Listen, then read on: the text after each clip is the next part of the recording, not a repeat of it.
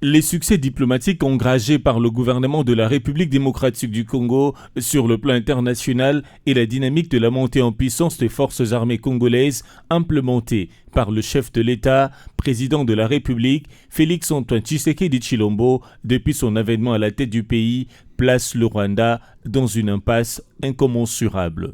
L'engagement du régime rwandais auprès de rebelles de la FC M23 n'est plus à démontrer à la face du monde. Corneille Nangaa et sa marmaille multiplient les actes des provocations après leur échec d'occuper la ville stratégique d'Uvira dans le Sud Kivu suite à la pression virulente du président des États-Unis d'Amérique, Donald Trump, acteur clé dans l'accord de paix signé entre le chef d'État de la RDC et du Rwanda visant à faire taire les armes dans l'est de la République démocratique du Congo. Téné, l'AFC M23 a été heurté à la puissance de feu de FARDC entre le samedi 31 janvier et le dimanche 1er février dans la province de l'Etchopo. Ce mouvement rebelle, soutenu par l'armée rwandaise, a tenté de détruire le drone militaire installé à l'aéroport de Kisangani. Une démarche totalement vouée à l'échec de jouer sur le champ par une riposte musclée de forces loyalistes qui affirment par contre avoir détruit une dizaine des drones de l'ennemi. D'ailleurs, le gouvernement provincial avait confirmé une tentative d'attaque contre l'aéroport de Bangoka menée par de drones kamikazes équipés de munitions et de sous-munitions non conventionnelles. Ce drone, qui n'avait pas atteint leur objectif, avait été abattu selon un communiqué officiel de l'autorité provinciale. Kigali, en perte de vitesse, et déchante comme un chien qui aboie, utilisant ce supplétif pour détourner l'attention de l'opinion.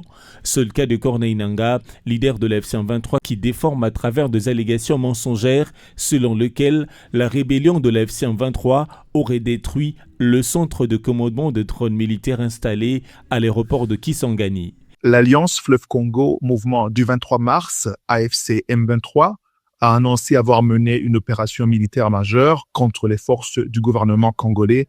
Dans un communiqué publié ce mardi 3 février 2026 à Goma, le mouvement affirme avoir détruit le centre de commandement des drones militaires installé à l'aéroport de Kisangani entre le samedi 31 janvier et le dimanche 1er février. Selon l'AFC M23, cette infrastructure constituait le cœur du dispositif de planification et d'exécution des opérations aériennes visant à la fois les populations civiles et les positions du mouvement dans plusieurs zones déjà libérées.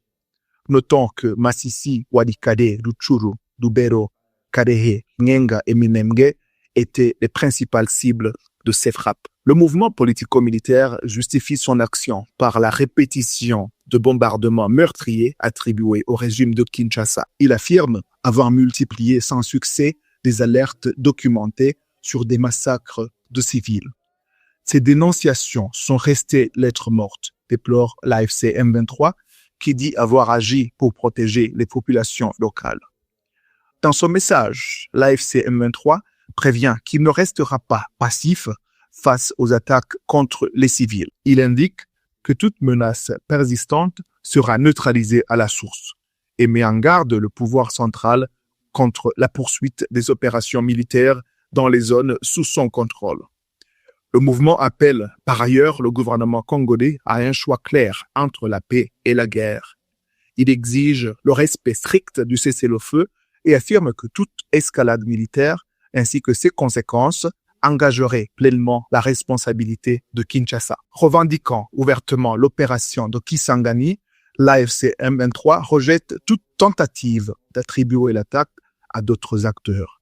Il rappelle également qu'il dispose d'un arsenal militaire important, entre autres le matériel militaire qui a été abandonné dans certains aéroports, notamment à Goma et Kavumu, et estime que l'usage de drones et de mercenaires n'est pas l'apanage exclusif du gouvernement. Enfin, l'AFC M23 lance un appel pressant à la communauté internationale pour qu'elle agisse afin de mettre fin aux violences contre les civils et à l'impunité. Le mouvement réaffirme en conclusion son engagement en faveur d'une résolution pacifique du conflit, tout en se disant prêt à répondre à toute menace. L'ex-président du Nigeria, Obasanjo, l'un des facilitateurs désignés par l'EAC et la communauté de développement de l'Afrique australe, SADC, pour contribuer à trouver des solutions au conflit armé qui secoue l'Est de la RDC, a échangé avec le dirigeant du M23, le président Paul Kagame, Félix Tshisekedi et Évariste Ndayishimiye dans les cadres du panel de facilitateurs Union africaine et EAC SADC du processus de paix. De ces échanges, aucun d'entre eux n'est violemment opposé au président Museveni. We visited Kinshasa. We have listened to the president. We have visited Kigali. We have listened to the president. We have visited Burundi. We have listened to the president. We have even listened to the M23 leaders, and we come here. As they say in my part of the world, the big masquerade is the one that comes out last. We have come to the big masquerade.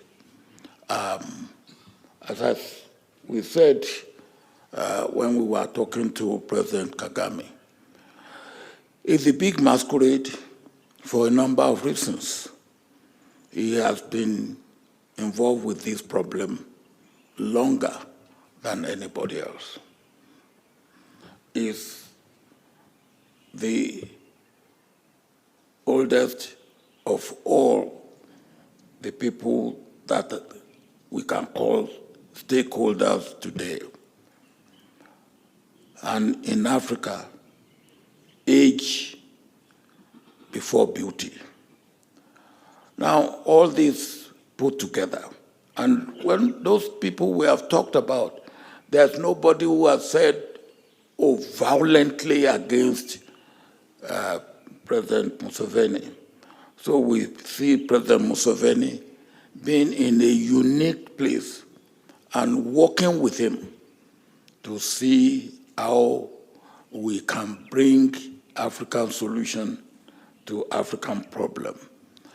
And without keeping out those who have shown interest from Washington, from Qatar, from France, because if we keep them out, they have tremendous capacity for mischief, and they can unleash their mischief in the process that we are trying to find. De son côté, l'Ouganda se plaint d'avoir accueilli des milliers de réfugiés congolais, estimés à près de 500 000. Ce dernier font partie de quelques 2 millions de réfugiés originaires du Soudan et du Soudan du Sud.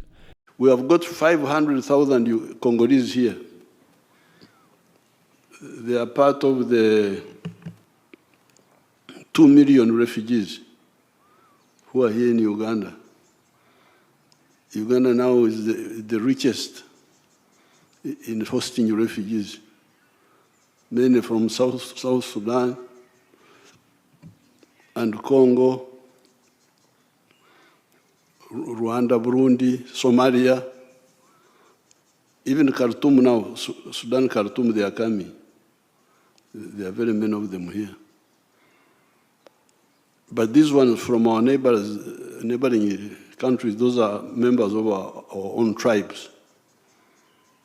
You find the ones of South Sudan are similar to the tribes of West Nile. The ones of Congo are similar to the tribes of Western Uganda and Southwest.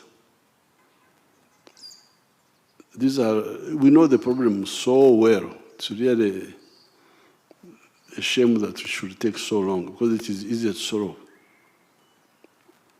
The good thing, when General Obasanjo was in Leopoldville, 1960, Katanga wanted to break away from Congo. Chombe had declared secession. But now, nobody is talking of breaking up Congo. They're just having grievances. It's really actually quite positive for Kinshasa to take advantage of this, because I have not heard, in spite of all this suffering, you don't hear the one talking of Chombe, which is really a big progress. En ce début de l'année 2026, les yeux sont rivés sur le processus de Doha et de Washington en vue d'imposer une quelconque désescalade sur les terrains.